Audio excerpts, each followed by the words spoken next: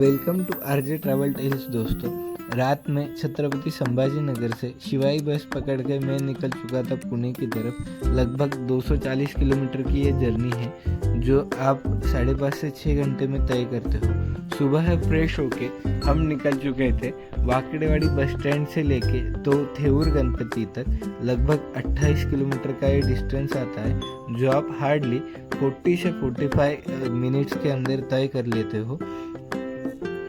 बहुत अच्छा रोड है, आपको देखने को मिलता है।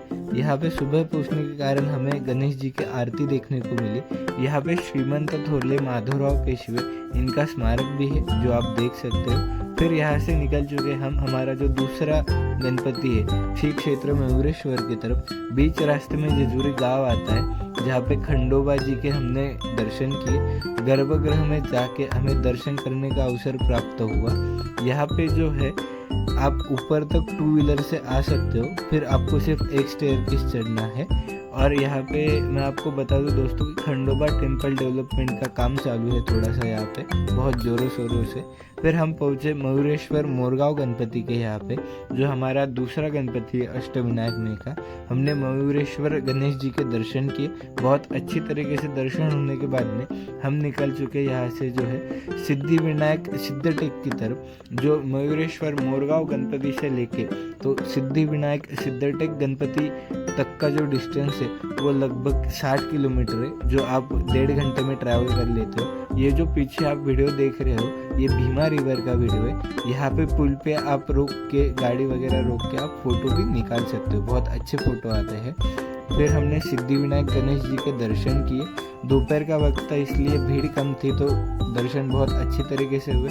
फिर हमें भूख लगी थी तो हमने ट्रेडिशनल यहाँ की पिछला भाकरी खाई।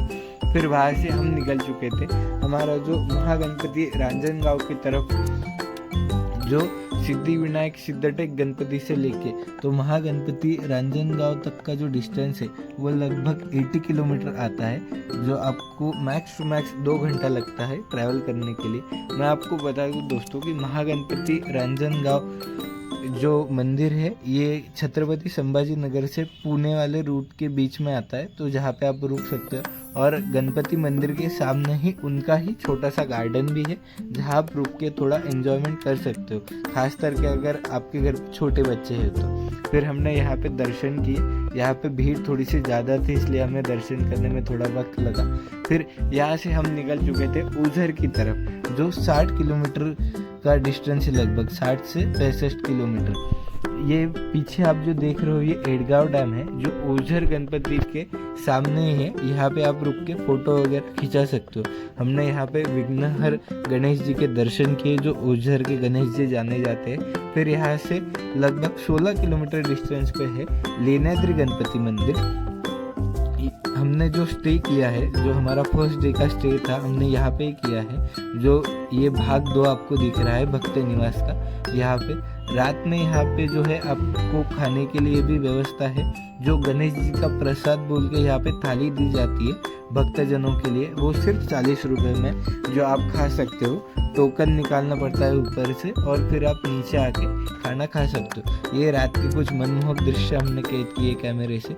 फिर हम रात में सो के सुबह फ्रेश होके जो है लगभग 7 बजे जो है आपको अलो किया जाता है गणेश जी के दर्शन के लिए। ऊपर का जो मार्ग है इसके लिए नीचे गेट है जो 7 बजे तक नहीं खुलता है। यहाँ लोकल से बात की हमने तो यहाँ पे हमें लोकल्स ने बताया कि सुबह जो है 6 बजे पुजारी जी पूजा करने के लिए ऊपर निकल जाते हैं। यहाँ पे श्री क्षेत्र लेण्याद्री बोल के यहाँ पे छोटा सा गार्डन भी है, लाइक महागणपति रांजनगांव के जैसे, तो आप यहाँ पे रुक के थोड़ा सा मज़ा भी ले सकते हो यहाँ पे। फिर हमने किए गणेश जी के दर्शन।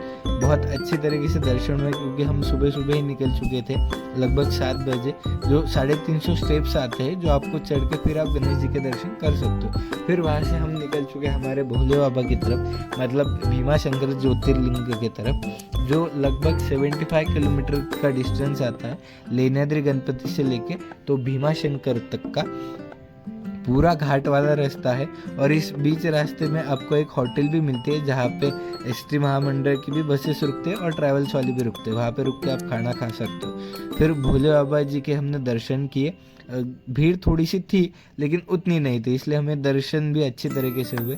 फिर वहाँ से हम निकल चुके थे हमारा जो 7th गणपति है वरद विनायक की तरफ। लगभग 123 किलोमीटर की जर्नी है भीमा शंकर से लेके तो वरद विनायक तक का। और यहाँ पे एक बात जोड़ दूँ दोस्तों में कि पाइंट बोल के गाँव है, वहाँ पे ही आपको पेट्रोल पंप देखने को मिलता है, बीच रास्ते में कहीं पे भी नहीं है। सो अगर आप प्राइवेट व्हीकल लेके जा रहे हो तो फ्यूल टैंक अच्छी खासी फुल करके ही जाना, ये मेरा एक सजेशन रहेगा आपके लिए, जिससे आपकी जर्नी आसान होगी।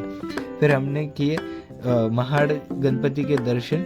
फिर वहाँ से हम निकल चुके थे जो हमारा लास्ट गणपति है बल्लाळेश्वर पाली का गणपति, जो महाड़ गणपति से लगभग 38 किलोमीटर के बीच में आता है। और मानसून रहने के कारण सब तरफ ग्रीनरी और रोड भी अच्छा है, ज़्यादा खड्डे वगैरह नहीं है कि ऑफ रोड वगैरह ऐसा कुछ लगता नहीं है, तो ट्रैवलिंग भी बहुत अच्छी तरीके से होती है। और मानसून की वजह से आपको सारी तरफ ग्रीनरी और बढ़िया दृश्य देखने को मिलते हैं। यहाँ पे हमने बल्लाळेश्वर गणेश जी के दर्शन किए। आपको मैं एक बात बता दूं दोस्तों कि बल्लाळेश्वर गणेश जी के पहले ही 10 मीटर ही लगभग पहले एक गणपति मंदिर है, वहाँ पे आप दर्शन कीजिएगा, उसका महत्व पहले है। और ये जो आप पीछे वीडियो में मनमोहक दृश्य देख रहे हो, ये रिटर्न जर्नी की है हमारी, जो बल्लाळेश्वर गणपति से लेके तो पुणे तक का जो डिस्टेंस है वो लगभग 120 किलोमीटर का आता है। और उसमें से 70 किलोमीटर जो है वो तो तामिनी घाट के ही आते हैं। तामिनी घाट एक बहुत सुप्रसिद्ध घाट है, यहाँ पे ट्रैवलर्स, ब्लॉगर्स, राइडर्स सारे जन आते हैं। यहाँ पे सनसेट पॉइंट जो है वो भी बहुत बढ़िया है। यहाँ पे आपको मॉनसून सीजन में वाटरफॉल्स और फॉगी वेदर भी देखने को मिलेगा, तो ये बहुत बढ़िया नेचुरल प्लेस है, एक बार ज़रूर विजिट कीजिएगा। यहाँ पे करते हैं ब्लॉग को क्लोज। अगर ब्लॉग अच्छा लगा हो तो लाइक कीजिएगा, चैनल को सब्सक्राइब कीजिए, बेल आइकन ज़रूर दबा दीजिएगा ऐसे ही ब्लॉग्स देखने के लिए। मिलते हैं नेक्स्ट ब्लॉग में, तब तक के लिए बाय बाय।